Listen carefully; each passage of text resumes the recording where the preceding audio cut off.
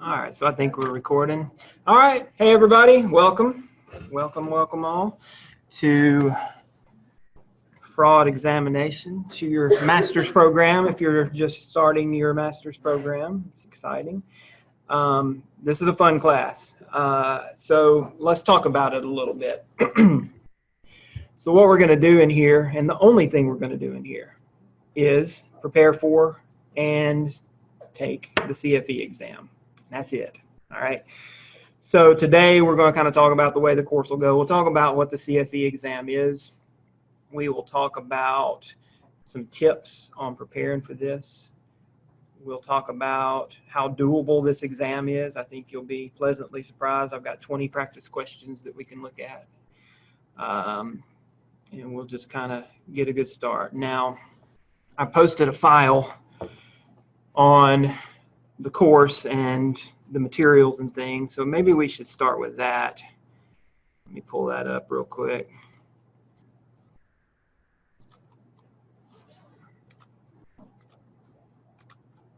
Let's see. All right. There we go.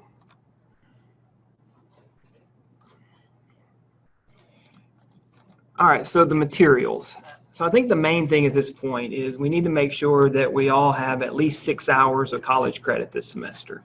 All right, that's going to save you a ton of money. All right, so what we need to do, we need to get our stuff first. Some of you may have already done that, and that's good.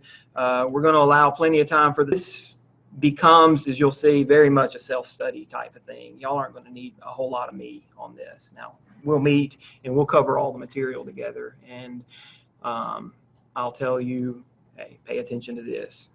This is tested heavily, and that kind of thing, and things like that along the way. But really, you don't need me to do this. You'll find out after a couple of classes that you'll be just fine. So we don't have to meet every week. So, okay, so to get going, I'm a little bit at a disadvantage on this because I can't go through this process of applying and everything. So any changes they may have made in the past, I can't know about until somebody gets in there and figures it out. So if there's some things in here that's not accurate anymore, let us know and we'll get it changed, and everybody will have a smoother time getting it done. Heidi, you've done it, right? You've applied. How far have you gotten in this process? I actually got it today. Your stuff came in today. Yeah. It only took like a day. It only took you a day. I think I applied yesterday. Anything in there not true, or huh? You didn't even bother reading that. I didn't know that was there. You just went rogue, did your own thing. Student membership, and then you called them. Okay, so we got somebody here who didn't even read any of this and just got it done. So I think everybody will be all right. See, I told you don't need me in here. You're just proving that. But yeah, for those who don't get in there, here's the deal. And if there's something not true, let me know. But you got to be a member of the ACFE. That's the Association of Certified Fraud Examiners. You can get a student membership, but you got to be enrolled in 6 graduate hours. So for the class, you need this student membership package, and I got a link for you there. And it's all just a matter of going through their process and applying. Your materials in here are a little expensive. They're $400, but that covers the exam itself, all your study materials. So it's good, it's worth it. And if you look at what it would cost as not a student, you'll see it's really worth it. Your student membership in the ACFE is $25. Get out of school and it's $175. Don't have a student membership anymore. This prep course that you get is $800. All right, that's included as in your package along with the exam. That's just the prep course itself, I think, without the exam. So y'all are getting a good deal, a really good deal being students. So that's good. So it's all in here. So work through figuring out how to get all your materials. That's step one. We got to get that going.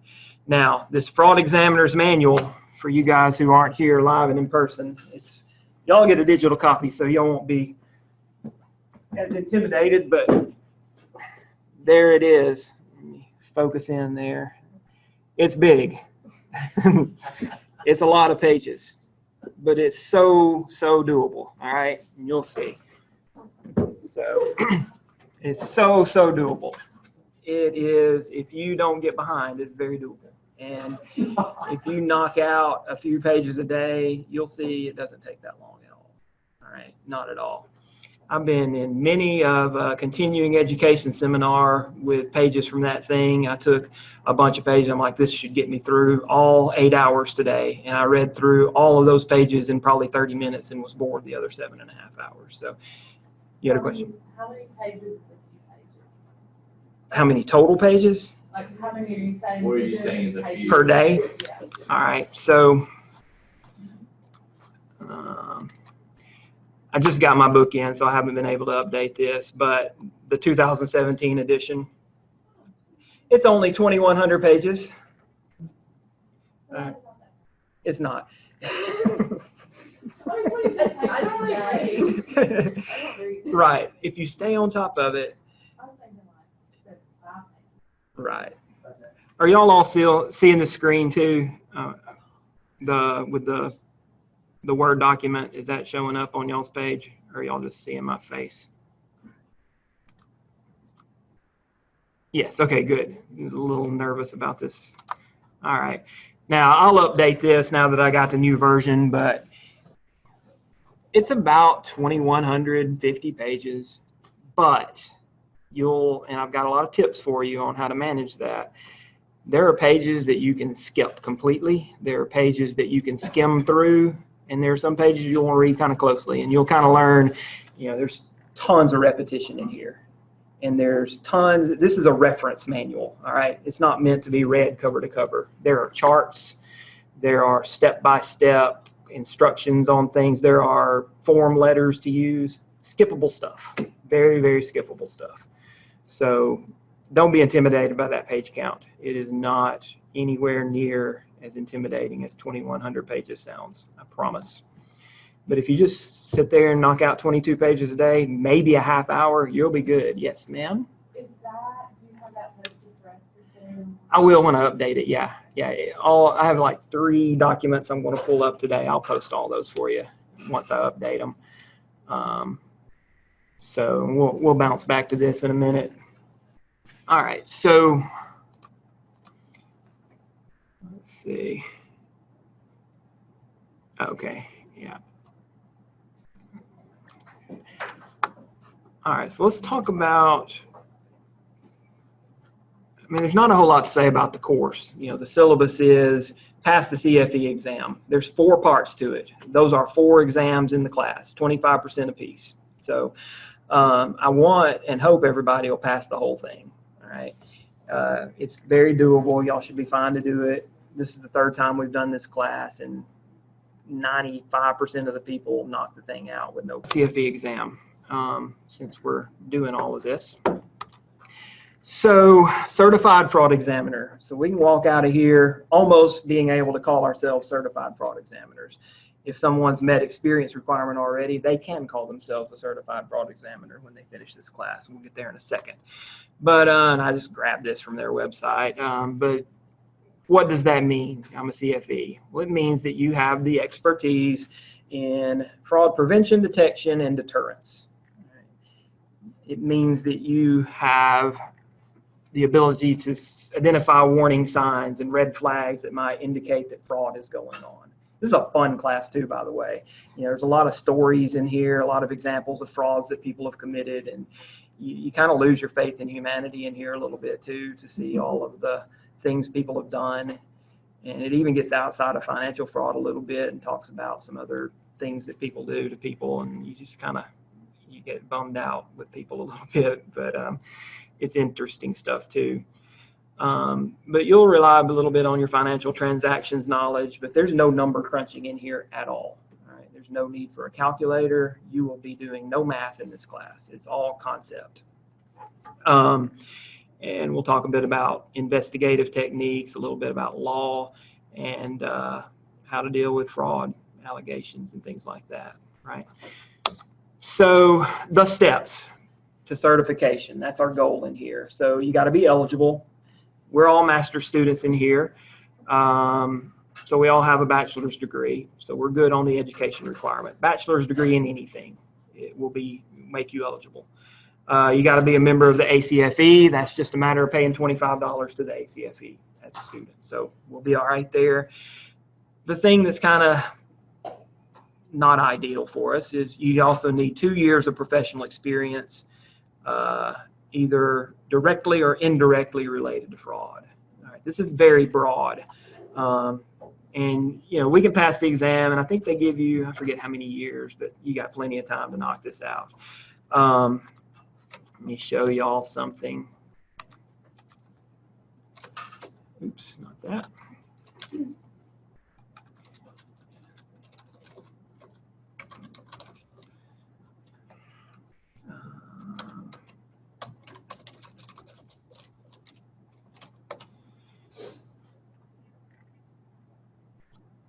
I'm not ready for that yet.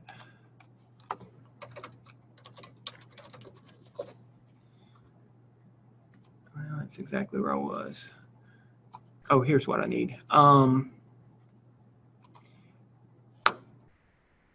don't think this is meant to be your list of things that work, but I think they're so broad on what what professional requirements will count.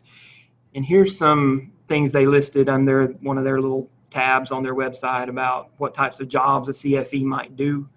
I figured they'll count these, right? So look how broad this is. External auditor, internal auditor, forensic accountant, of course, audit specialist, audit consultant, information systems auditor, management consultant, technical specialist, financial analyst, financial specialist, special agent, private or legal investigator, security consultant, director of loss prevention, a fraud analyst, a fraud investigator, a risk manager, a tax manager, a bankruptcy analyst, a compliance officer, pretty much anything, right? Except for, you know, just, you know, I do payroll or something like that. You know, that's more bookkeeping type things, probably wouldn't work either. But, you know, any other type of job that y'all might go into is going to count, right? Mine counted. I was just CPA firm, tax and audit. I said, you're good. You know, so the professional requirements, very, very broad. All right.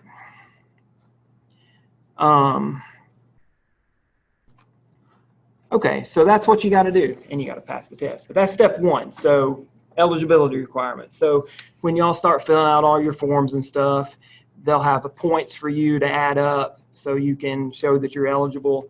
All right, so you'll have the points to take the exam, but you will not be able to check that professional box yet. But once you do, then you can be called a CFE. You can sit for the exam once you have a bachelor's degree. And I just said that. See, I get ahead of myself. All right. So there's all the stuff about experience. We talked about all of that. Okay, so step two, take the CFE exam. That's what we're going to do in here. This is a test you can sit at your kitchen table and take. You don't have to go to a Prometric site or anything like that. You'll have it on your laptop, and if you feel like, hey, I want to take an exam section tonight, you can do it. All right, anytime you want. You can be anywhere, anytime, as long as you've got a computer with you. So you will you'll just download it, activate it, and take it. Now, 4 sections in this thing, 125 questions. They are only multiple choice and true-false questions. There's no problems to do. You have 75 seconds to answer each one. You got a little clock ticking, which is a little intimidating till you get the hang of it. It's not that bad, though. And it's more than enough time to answer most of these questions. Some of these questions you can knock out in 4 seconds, and then you move on to the next one. And we'll talk about this later on as we get farther, but you know, you got 75 seconds to answer a question.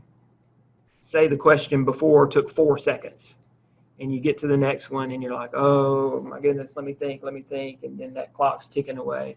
go back to the other question and run that clock out. That gives you extra time. So you can revisit any other question. There's time still on the clock on each question. So that's just a little tip that you'll learn on your own as you're going through there. You start panicking about one and you can't remember, you can buy a little extra time from the other questions. To pass, 75, that's all you need. You can miss one for every 4 that you take.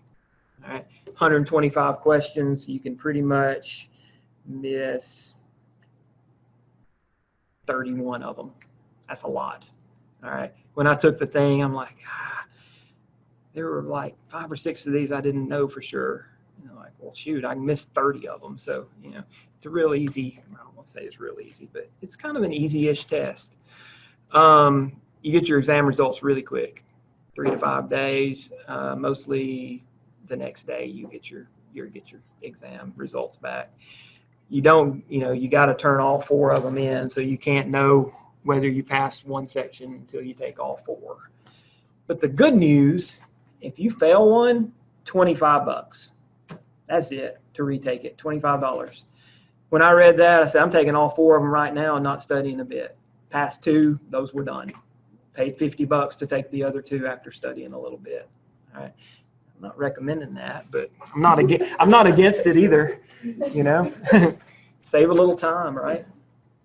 But this is a classroom where we're supposed to be learning this, so I probably shouldn't say, hey, roll the dice. But if you pass it, you obviously know it, so move along, right?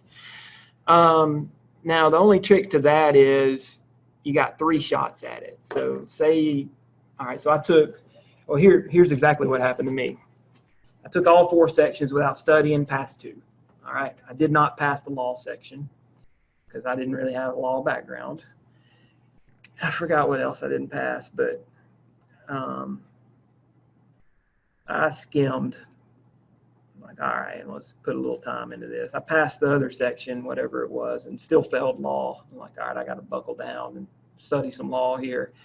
If I had failed law the 3rd time, I'm starting over, all 4 sections again. So you got 3 shots at it. You miss it, you don't pass them all after 3 shots, you're starting over. You have 3 shots at each section, or just 3 times to take whatever, you pass one, you're done, you don't have to take it again. So if you, I guess, 3? if you fail a section 3 times, you got to take every section again. But say like you fail one section and then you pass one, and you go back and take that one, you pass that one that you failed, and you take another one and you fail that. Does that count as 2, or is it just kind of 1? If you take a section, you got to take them all. So yeah, so like, all right, so I passed sections 1 and 2 and failed 3 and 4, let's say. All right, so here I am in round 2. I take 3 and 4, 1 and 2 is done. Say I fail section 4 but pass 3. All right, here's round 3 now. Now I'm only taking section 4.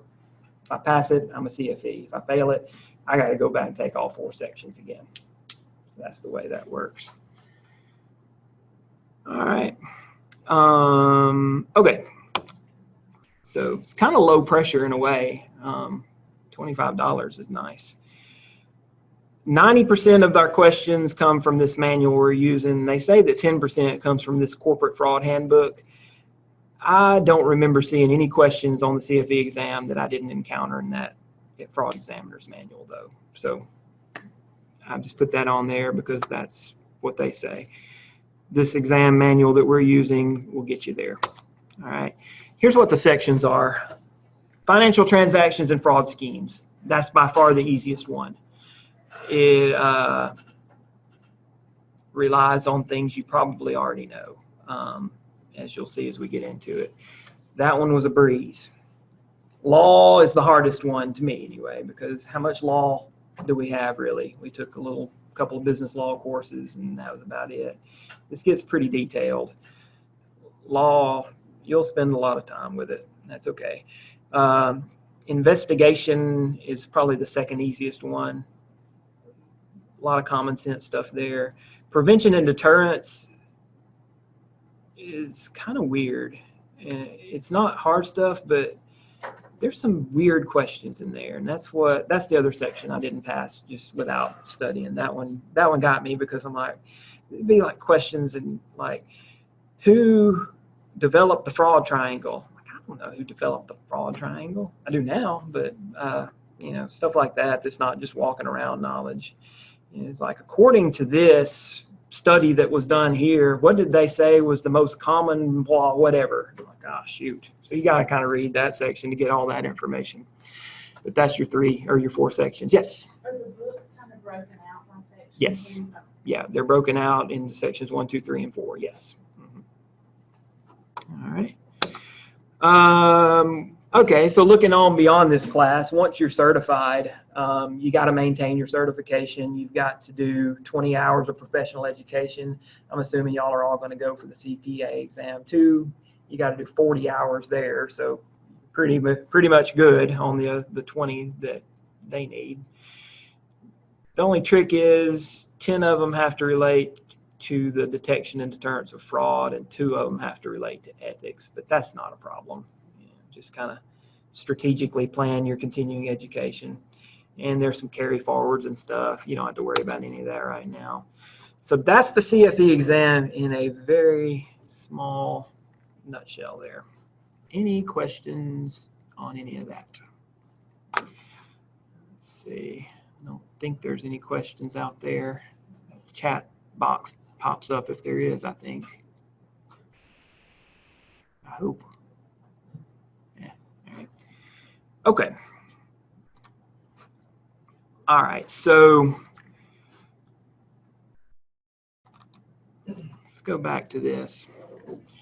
So you were asking sections, you know, here's the way it's broken out. So you got section 1 is financial transactions and fraud schemes. And in the 2 years ago edition, that's 676 pages.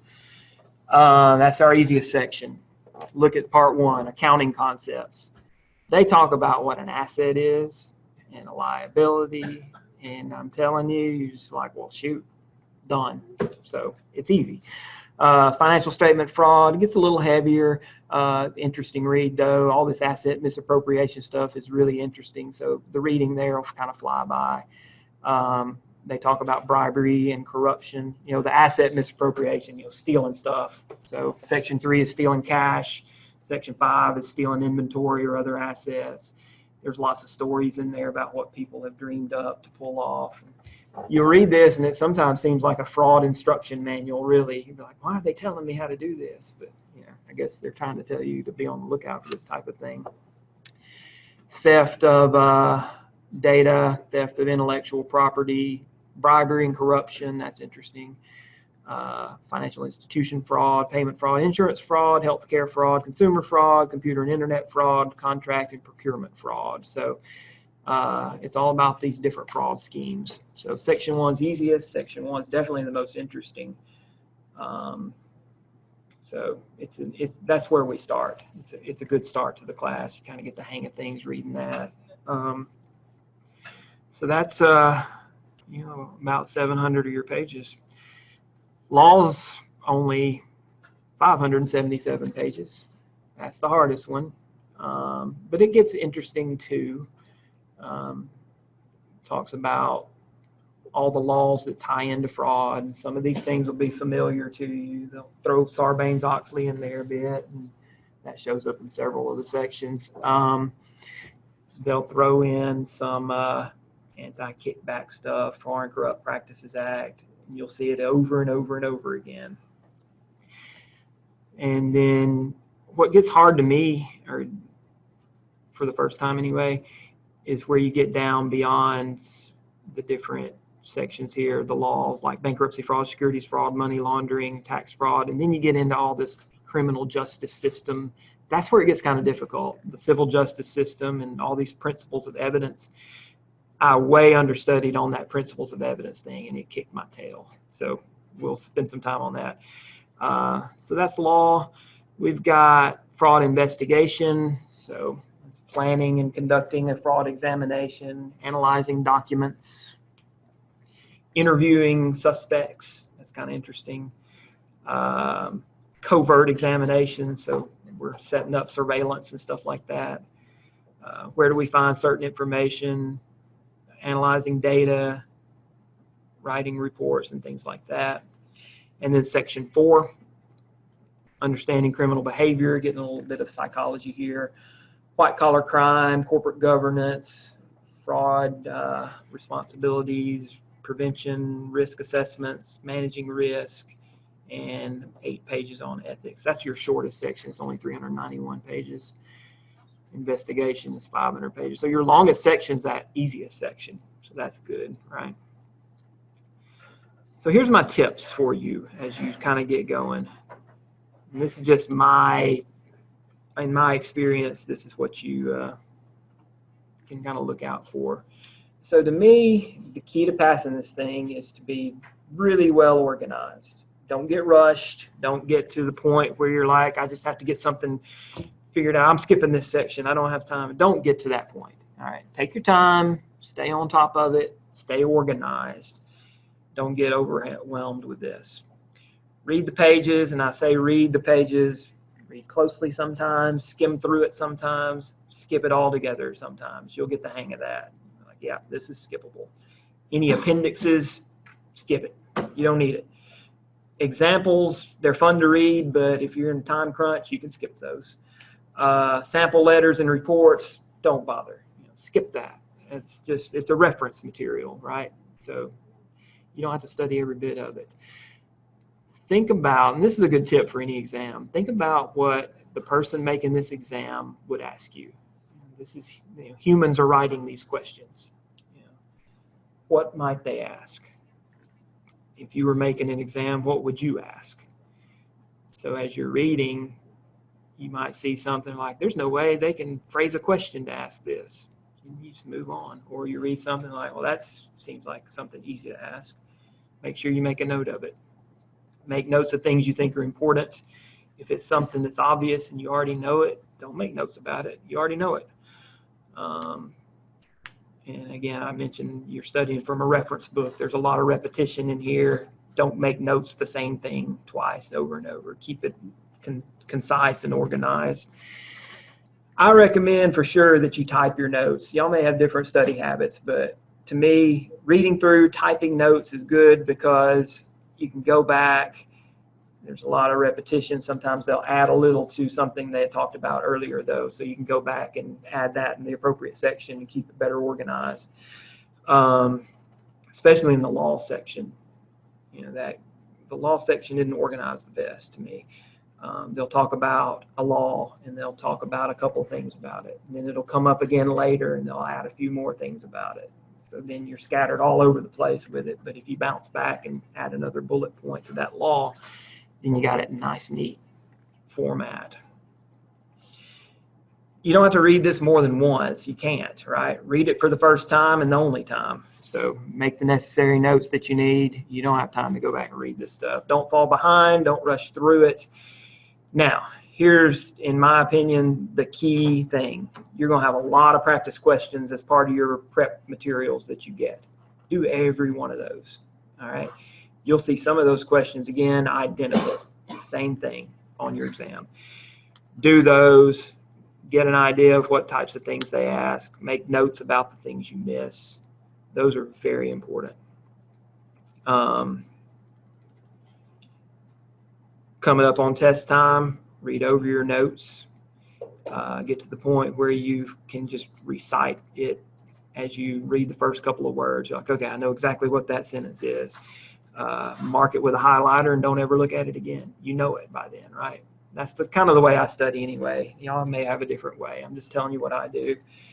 I'm bad to put little index cards of certain topics, and I'll stick them in my pocket and carry them around with me. If I've got 5 minutes to kill, I'll pull them out and look at them instead of looking at my phone or something.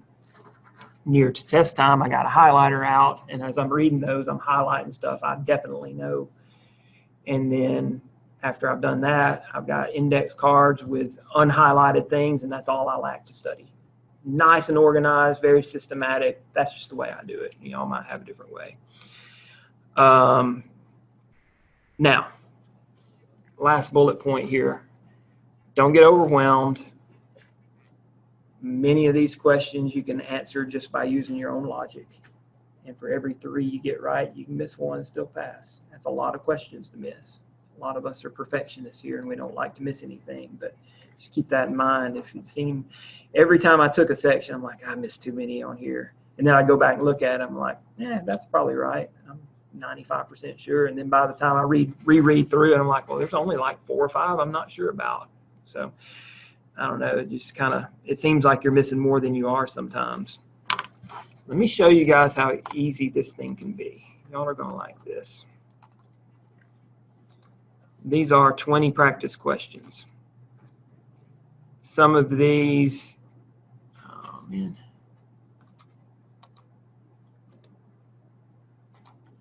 Come on now. Select for, oh, there it is. It's obscured by the sidebar there.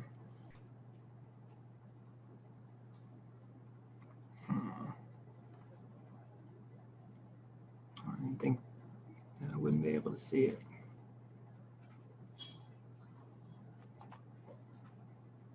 There it comes.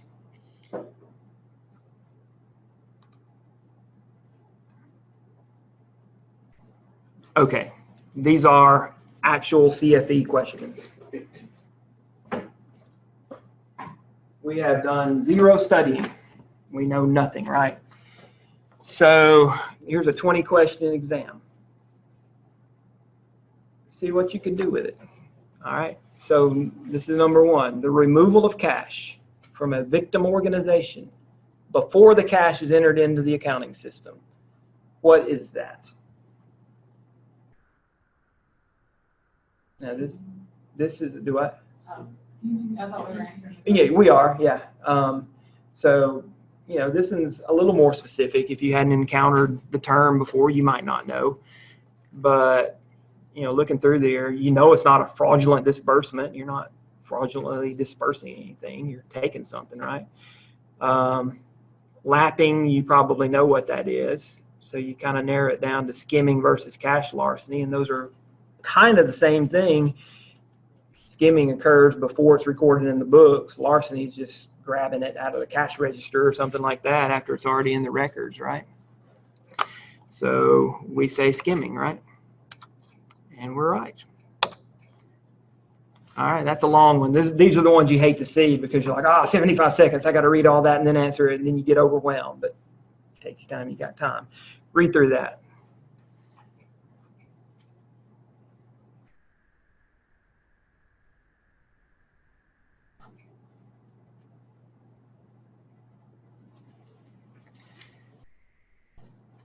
Now here's a tip. The CPA exam, they're out to get you. They're mean. They're trying to trick you, right? The CFE exam is not trying to trick you, all right? You'll come across something, you're like, well, that can't be the answer. This seems too easy. It is, all right? They're not trying to trick you. So we got Kane, the authorized signer on his company accounts, has prepared and signed a check, all right? It's payable to the plumber. He gave the check to Baker, his secretary, asked her to mail it to the plumber. All right, so we're taking our time getting all this figured out in our head. Instead, Baker took the check home, signed the plumber's name on the back. All right, so signed somebody else's name. Had her husband cash the check. What is this called? Is it an altered payee scheme? They didn't change who they're paying. Is it a forged endorsement scheme? Yeah, they took it and signed somebody. They endorsed it using somebody else's name, right? It's not a forged maker. It's not an authorized maker scheme. There you go. It's a forged endorsement scheme. You can logically answer a lot of these. Not all of them, but a lot of them. So there we go. Okay, number 3. So we're 2 for 2, right? Got 100 going. White, an employee of ABC Corporation, intentionally issued 2 payments for the same invoice. All right.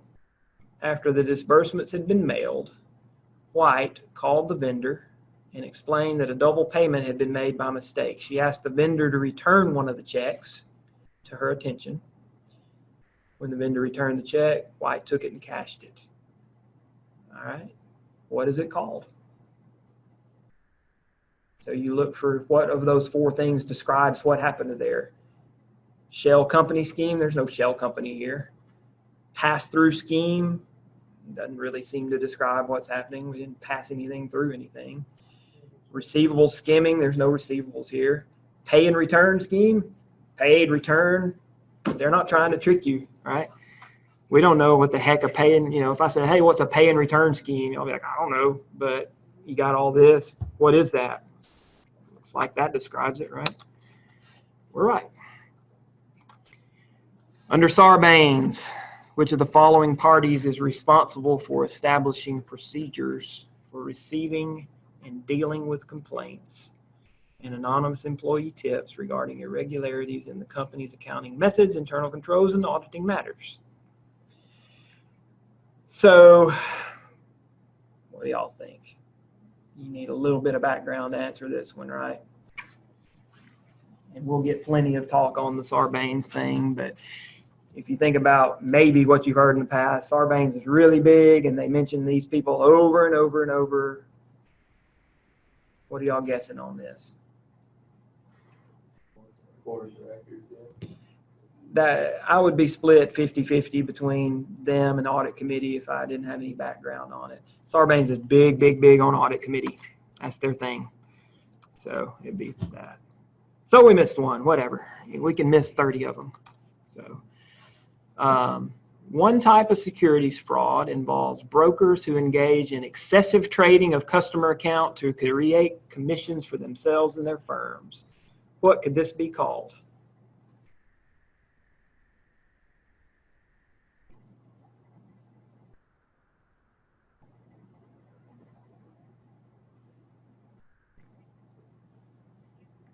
Excessive trading. They're just trading.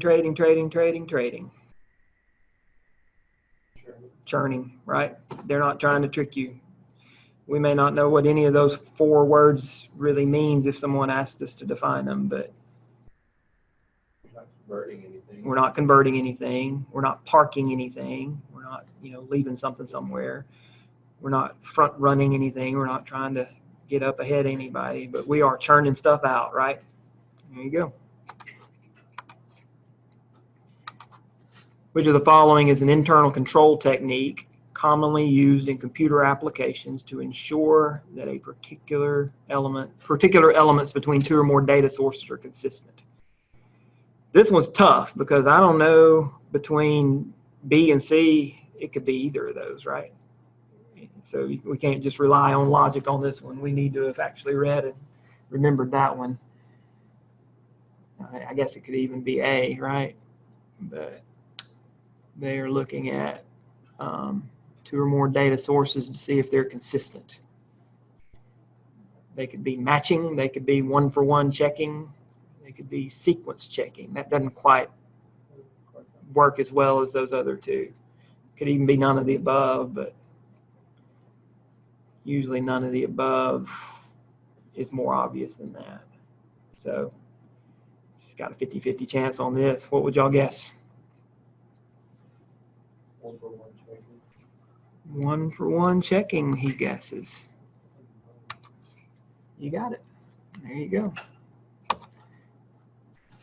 All right, so now we get into some of the law stuff. You need a little more background to answer these, but say we don't have it. We are asked what the statute is that specifically outlaws the giving or receiving of anything of value for the purpose of improperly obtaining or receiving favorable treatment in connection with U.S. government contracts. So first thing you kind of got to do is translate that into everyday English. That's a wordy little sentence, right? So they've got a law that doesn't allow us to get anything for or give anything or get anything to receive favorable treatment. So what's that kind of describing? I think somebody chimed in on that one. Anti-kickback is right. Very good. So, oops. Anti-kickback act. So, I'll do this if you'll give me this. That's kind of what they're describing there. And by the time you read through the law section, these are pretty obvious So we'll spend plenty of time with, especially Foreign Corrupt Practices Act. We'll spend a lot of time on that. All right, good deal. All right, and then you're like, got to read all this. All right. A manager at a hardware place, which is publicly traded, suspects an employee of stealing, calls the cops. Officer says, we don't have resources to do anything here. But the cop says, hey, you see if you can get in that guy's trunk of their car and see if there's any inventory in there. So the manager does, finds stolen inventory. Which of the statements is true? They could not be in violation of the Fourth Amendment because it's not a government agency. They may be in violation of the Fourth Amendment because all publicly traded companies are qualifying as state actors. They could not be in violation of the Fourth Amendment, but they might be subject to civil liability. They may be in violation of the Fourth Amendment because it's acting at the suggestion of the government. See what I mean? Law's tough. So we don't really have a good background to answer this one, right? We will. The answer to this one is, let's see if somebody tried to answer that. Civil liability, which one is that?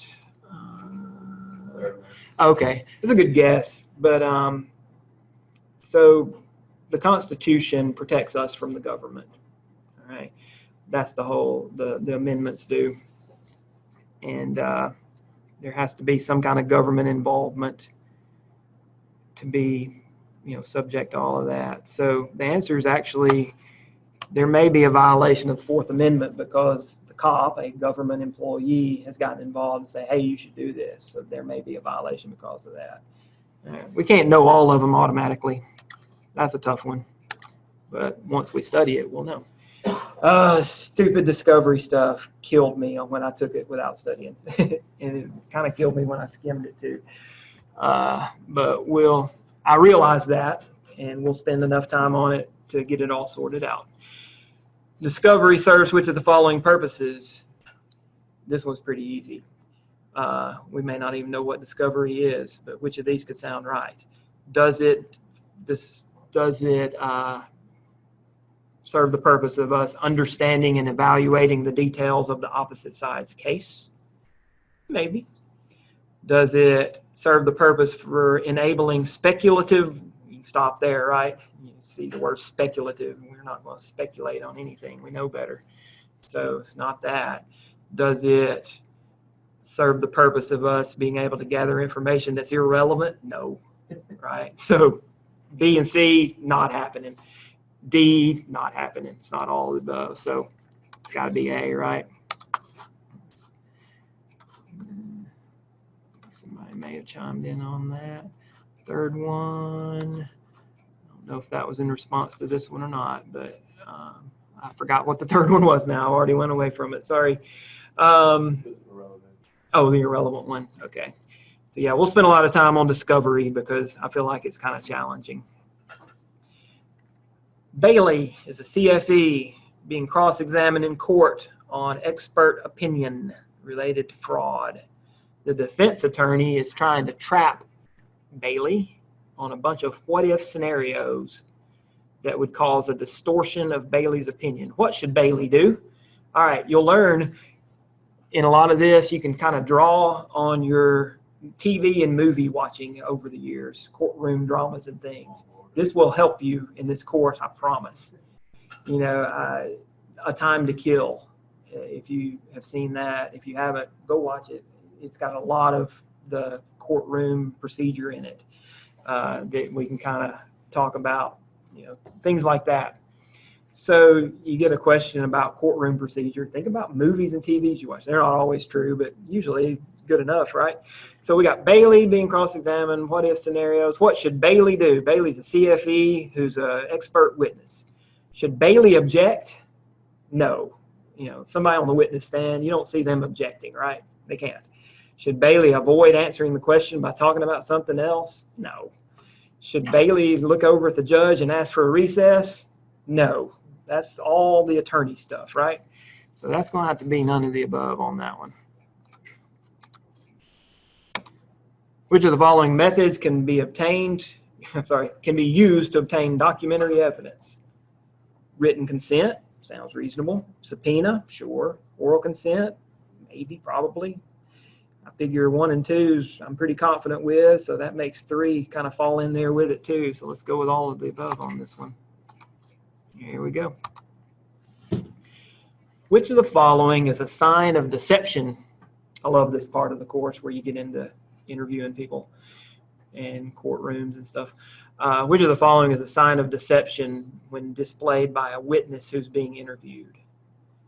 Changes in the voice pitch? Yeah. Oaths? I swear I didn't do it. Yeah. Comments regarding the interview? Stalling for time?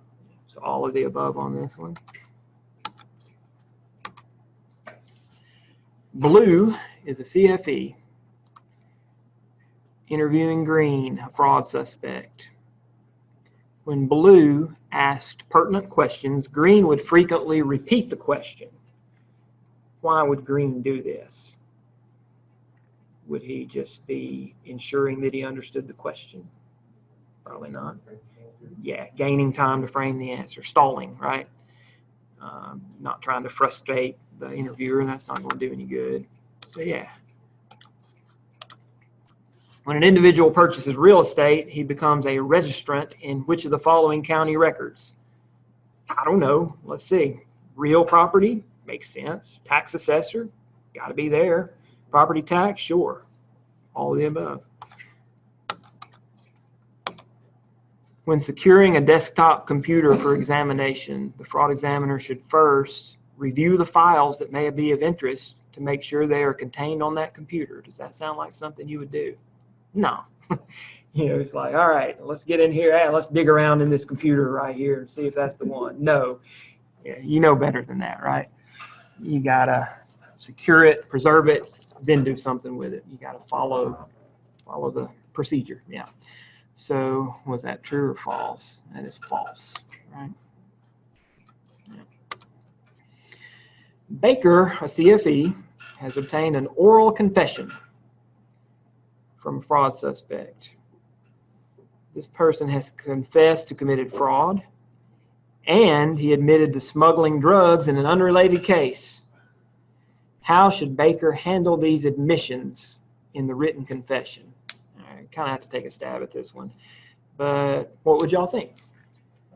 Should Baker include them both in the same statement?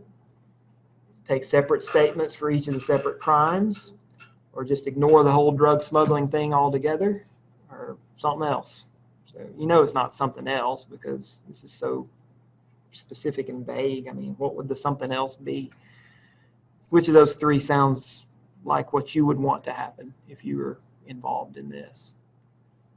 Which would be the most orderly thing? Separate statement. Separate statements sounds good, right? Separate them out. You got, you know, you're focusing in on this fraud thing, and then you got this drug thing. Well, let's put this over here and do this elsewhere, right? There you go. According to research, most embezzlers decide to commit their crimes because what? What would y'all think? Are they essentially dishonest people? No. They're living beyond their means. Probably more often than they just have drug problems, right? It's like, we can't just say, yep, embezzlers, drug problems. That's their problem. No. So yeah, on their means. Which of the following? Okay. Does anybody know who developed the well-known fraud triangle? No, we don't know that. All right. Anybody out there? And y'all are Googling it, I bet. Nobody. Oh, somebody's chiming in there real quick. Cressy, you knew that. I'm impressed. You're right. Yeah. Donald Cressy is the fraud triangle guy. Y'all won't forget that. Y'all might have that as a test question and you'll get it right. Donald Cressy is right. So Donald Cressy is the fraud triangle guy. We'll talk about these other 2 guys too, but Cressy's the guy. Yeah. Nice work. Given all of the following fraud prevention methods within organizations, which is probably the most effective? You will see this question one way or another, probably 2 or 3 times. This is important. Which of these is the most effective way to prevent fraud?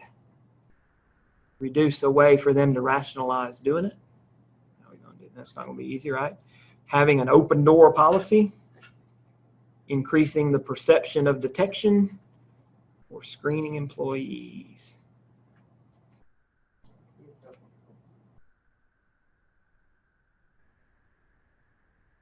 That's probably a good thing, but what does that even mean? You know, if I tell all my students I have an open door policy, I'm telling you that so you won't cheat. That won't make sense, will it? How am I going to stop them from cheating? Figure out a way to keep them from rationalizing it? Well, how am I going to do that? I'm going to make them think they're going to get caught if they try it, right? So if we increase the perception of detection. I always told my principal's class, I'm like, I'm an auditor by trade. If you cheat, I'm going to catch you because I'm skilled in auditing. Like, that doesn't even make sense, but it scares them. So, so yeah, make a note of that and put a star by it. You'll run into that several times. If you have a system set up to where they think they're going to get caught, they're going to stay in line. I remember an audit client had a video camera sitting above the time clock where people punched in. I don't think the whole thing even worked. Kept them in line though, right? All right. Lane, a CFE, conducted a fraud examination at Blue Corp. The hardest thing about these is keeping all these names straight, by the way. So we got CFE, Blue Corp, and then we got Betty, who's a suspect in some money disappearing. CFE couldn't prove it. Later, the CFE discovered that Betty had been recently hired by someone else, another client of his. Under the Code of Ethics, Lane must inform Red Corporation. All right, so think about this. We think this person stole money, but we couldn't prove it. Now they're being hired by somebody else. According to ethics, are we going to go say, hey, we think they might have stolen something, but we didn't prove it? No. We must not do that. It's part 2, so that's got to be it, right? Part 3 says, inform them if the evidence is clear and convincing. No, you're going to get yourself in trouble. You must not. There you go. We got them all right. Good for us. All right, those are old CFE questions. So this is not that intimidating, right?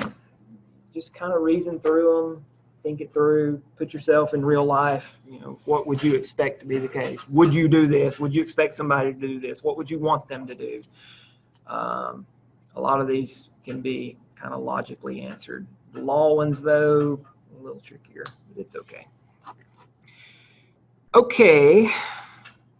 Questions for me about this class, the CFE exam, anything at all? Life in general? Everything that we talked about, is that on Canvas? Not yet, but I will. I need to, I'll have to update this little deal. Once I update it for the new edition, I'll post it. I'll post the other things on Canvas as well. As far as the links to getting the membership and whatnot, is that already on Canvas? Yeah, it's in that file I put on there, or you can just Google ACFE student package and it'll pop up just as well. That's what she did. She didn't even read my stuff. It's on the syllabus. Oh, yeah, it is on the syllabus. You're right. Yeah, I did put it on the syllabus too. Yeah, I was very organized. Yes. So is this class structured in a way where we're gonna go through like the easy stuff and then move from section 1 to 34? Cause like say I wanted to not study for the 2 that you say are easier, I could go ahead and study law and other sections. And then that way I've got a little studying under my belt. Right. without spending a whole lot of time with that thing. You can do it however you want. Yeah, I mean, anybody can have their own strategy. We're going to start with the easiest section first, just to get a feel for things. You know, feel for this book, how it's set up. I wouldn't want to start with law. I really wouldn't. But we're going to cover law second. So we're going to do it in 1, 2, 3, 4. So it all kind of works out to go in order like that. You know, I like the easiest first, just to get a good feel for things. get our confidence going, and then hit law, because you'll need some extra time to kind of think about that. Some of that law stuff pops up again in fraud investigation too. So if we skipped over law, then we'd be like, what the heck is that thing? So it works to go in 1, 2, 3, 4 order. But if you want to go rogue and do your own thing, you sure can. I mean, I always tell everybody every semester, you take this exam, pass it, you're done. So it's a good way to finish the class. Just get it done and you got your A. That's all we're doing in here is passing that thing. My main goal is pass the thing. I don't care how you do it, as long as you do it honestly. By the way, don't cheat on this thing. You know, we'd make national headlines if somebody gets caught cheating on a fraud examination exam. So don't do that. All right, no cheating on this exam. That would be bad news. And you know, there'd be ways to do it. So do this honestly. When you finish, you got to sign a statement saying you did it all 100% on your own with no cheating. It's not open book, so you're not supposed to have notes there in front of you. Do it honestly. Don't cheat. You want to be proud of having that thing. You don't want to be like, well, I got the CFE, but I had a big old cheat sheet beside me taking it the whole time. You won't feel good about that. Don't do it. But you do take each part separately. You do take each part separately. Yeah, you can space it out however you want to. I know you already said this, but I forgot. Is it once you take the first part, you have 30 days to do the other 3 parts? Mhm. Or so you can't do it like one part at the end of January, the next part at the end of February?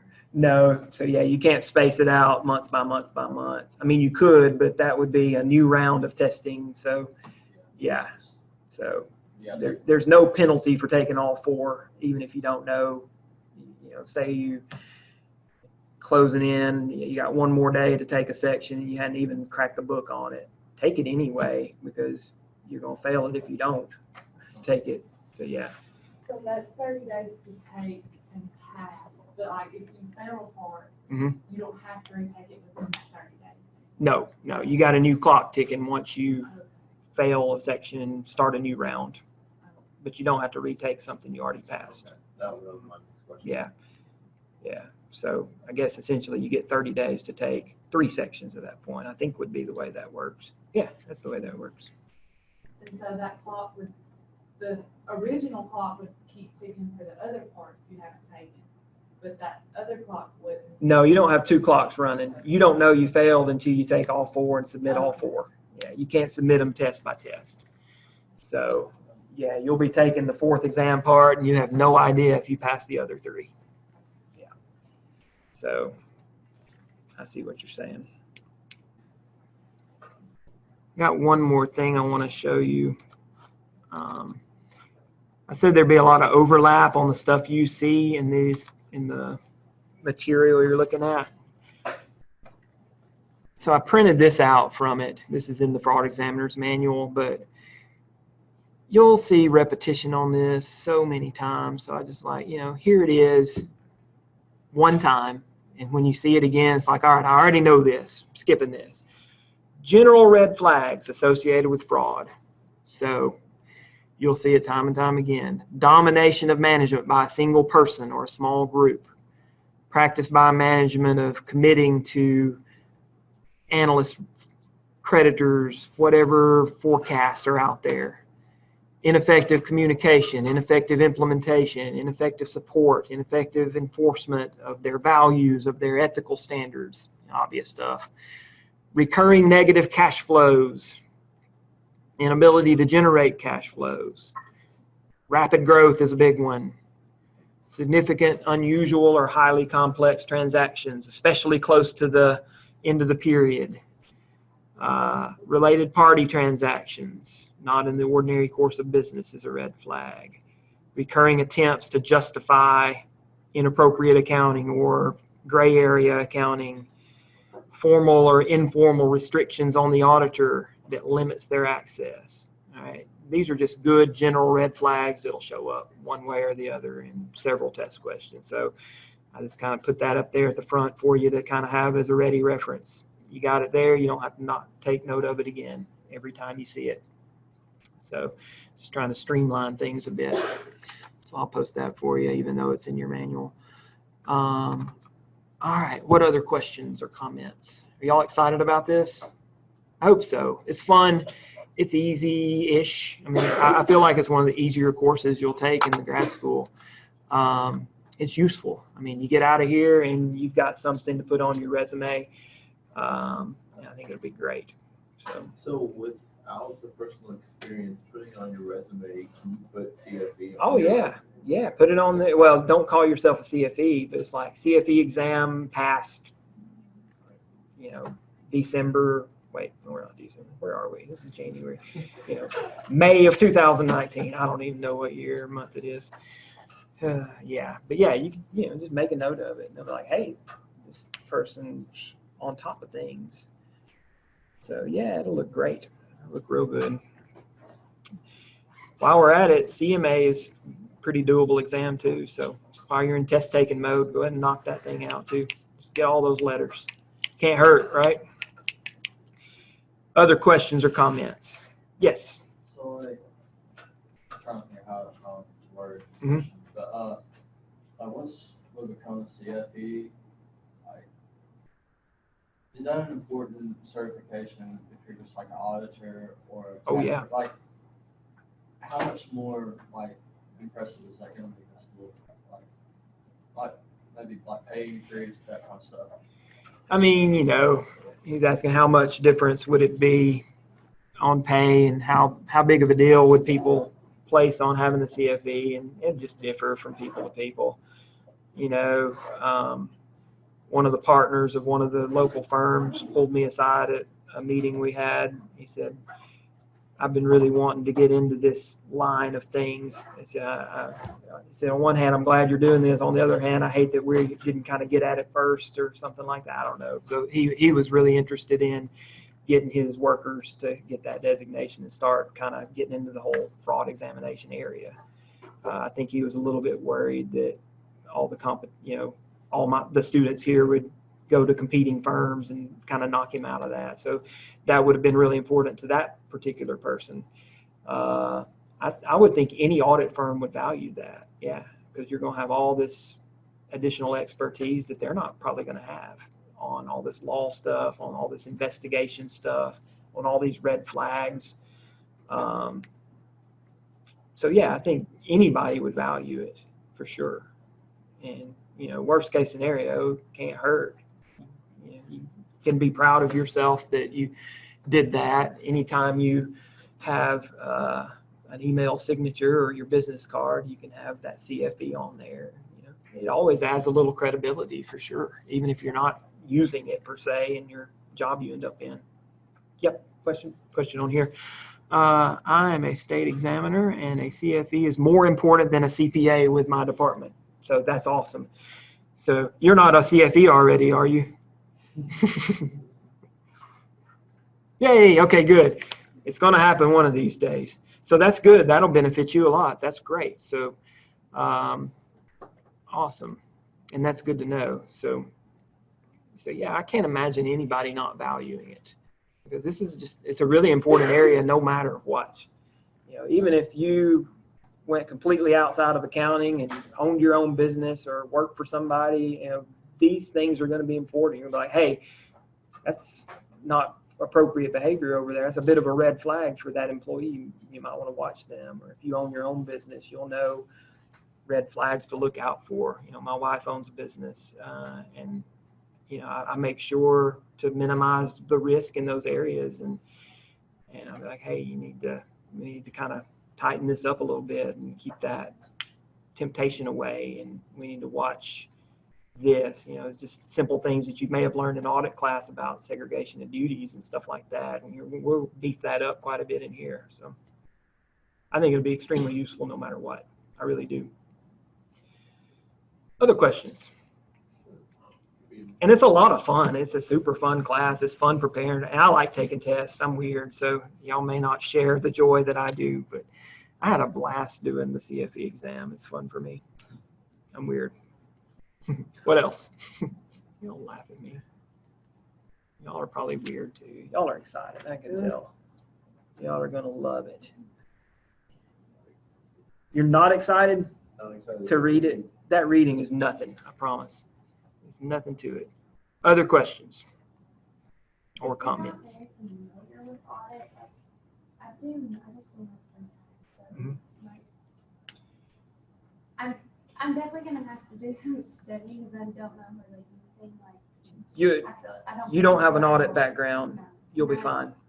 You know, there's no, I mean, you know, there's a little bit of overlap with some of the concepts, but there's not going to be any generally accepted auditing standards that you'll need to know. You're not going to have to know how to test transactions. You're not going to have to know how to gather audit evidence or any of that. So with no audit background, you're fine.